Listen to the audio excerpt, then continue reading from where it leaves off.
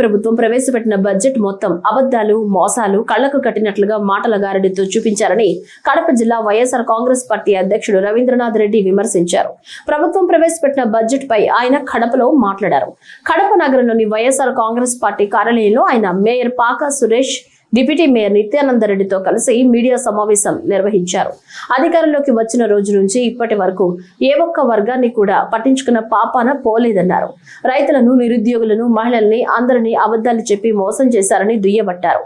ప్రభుత్వం ప్రవేశపెట్టిన బడ్జెట్ మొత్తం అబద్ధాలతో నిండిన లెక్కలు ఉన్నాయని, ఒకటి కూడా నెరవేర్చే దిశగా లేవన్నారు.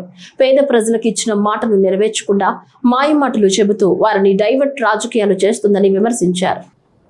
అలాగే ఎస్సీ, ఎస్టీ, బీసీ మైనారిటీలకు సంబంధించి 50 ఏళ్లకే ఇస్తామని చెప్పిన పెన్షన్ పథకం అతిగతి లేదు. సో మిగతా దానికంతా అరొకర కేటాయించిన పరిస్థితి. కానీ గత ప్రభుత్వంలో జగన్మోహన్ రెడ్డి గారి పైన అబండాలు వేస్తూ, ఆర్థిక విధ్వంసం అని చెబుతూ వైఎస్ఆర్ కాంగ్రెస్ పార్టీ పైన బురదల్లే కార్యక్రమం, చంద్రబాబు నాయుడు గారిని, నారా లోకేష్ను జాకీలెత్తి పెట్టే కార్యక్రమం. ఇది తప్ప పయావుల కేశవ్ ప్రవేశపెట్టిన బడ్జెట్ ఏమీ లేదు అని చెప్పి తెలియజేసుకుంటున్నాం. అన్ని దానిలకు అరాకొరా నిధులే. మిగతా అమలు చేస్తున్న కొన్ని పథకాలకు, అంటే సూపర్ 6, సూపర్ 7 కాదు, ఆయన ఇంకా 136 హామీలు ఇవ్వడం జరిగింది. 136 హామీలకు అతిగతి లేదు. కానీ ఈ సూపర్ 6, 7కు సంబంధించి కొన్ని పథకాలకు అరాకొరా నిధులు ఇచ్చి చేతులు దులుపుకున్న పరిస్థితి. ఇప్పటి వరకు అంటే 2 నెలలు కూడా ఇంకా పూర్తి కాలేదు.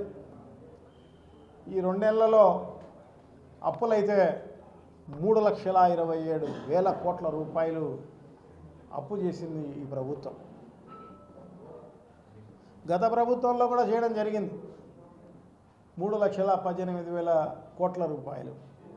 కానీ ఏదైతే సంక్షేమ కార్యక్రమాలు మేనిఫెస్టోలో చెప్పడం జరిగిందో అన్నీ అమలు చేసిన ఘనత జగన్మోహన్ రెడ్డి గారిది. సంక్షేమ కార్యక్రమాలకు ఒక్కదాని కోసమే అప్పులు చేయలే. ఈ రాష్ట్రం అభివృద్ధికి అన్ని రకాలుగా అభివృద్ధి కోసం ఖర్చు పెట్టిన పరిస్థితి మన కళ్ళ ముందే కనపడతాయి. అన్నీ కూడా సీ పోర్ట్లు కనపడతాయి. అలాగే నాడు నేడులో స్కూళ్ళు కనపడతాయి, హాస్పిటల్స్ కనపడతాయి, గ్రామంలో సచివాలయం కనపడుతుంది, రైతు భరోసా కేంద్రాలు కనపడతాయి, ఆ పక్కనే వెల్నెస్ సెంటర్లు కనపడతాయి, మెడికల్ కాలేజీలు 17 మెడికల్ కాలేజీల్లో 7 పూర్తి చేయడం జరిగింది. ఉద్దానం హాస్పిటల్ కూడా కంప్లీట్ కావడం జరిగింది.